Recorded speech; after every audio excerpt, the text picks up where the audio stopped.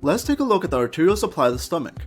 First, grab some paper, a pencil, and some colored pencils. Now draw with us. Drawing gives you a clarification of what you're studying, and we make it so simple here that you have no excuse. Let's start off drawing the esophagus, entering the stomach. Now draw the greater curvature and the lesser curvature. Lastly, we have our duodenum. Okay, now you got the basics. Now let's draw in the abdominal aorta. Here we'll focus our attention on the celiac trunk at the level of T12. Draw a circle right over here. All the arteries discussed today will arise from here. It has 3 branches in total. The first is the smallest branch. It goes towards the esophagus and winds around the lesser curvature of the stomach, stopping midway. This is the left gastric artery. Next branch is the largest branch of the celiac trunk. It's the splenic artery. It is a tortuous artery going posterior to the stomach on the upper border of the pancreas. It goes to the spleen and gives off a branch supplying the fundus of the stomach, and it's called the short gastric artery, and a branch going down around the greater curvature called the gastro-duodenal artery.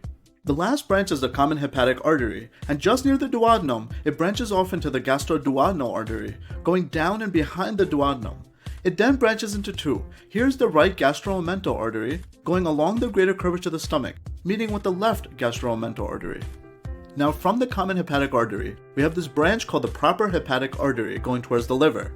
From the proper hepatic, we have our last artery to the stomach called the right gastric artery. It meets with the left gastric artery along the lesser curvature. Now we have some relevant arteries that we're going to label.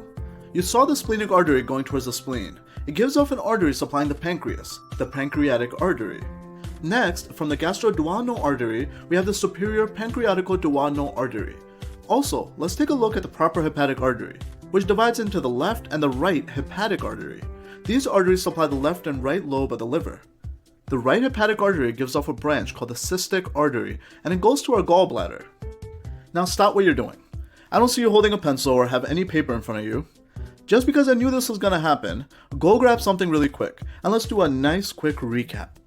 Okay, ready? Let's go. The source, the abdominal aorta, the main focus, the celiac trunk from T12, the left gastric loop around the lesser curvature, the windy splenic artery to the spleen, gives off the pancreatic artery, then here is the short gastric, below it is the left gastro-duodenal artery, to our left we draw our common hepatic, going down and posterior to the duodenum is our gastro-duodenal artery, branching into superior pancreatico-duodenal and our right gastro-duodenal.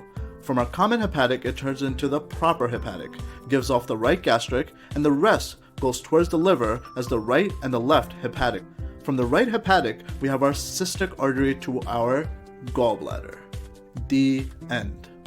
Are you learning something from our videos? Well then click the subscribe button to your right. We are releasing high-yield lessons and ways for you to get ahead in class. Be sure to follow us on Instagram to take interactive quizzes and view your favorite diagrams. Nothing can stop you, but only if you believe in yourself. You got this.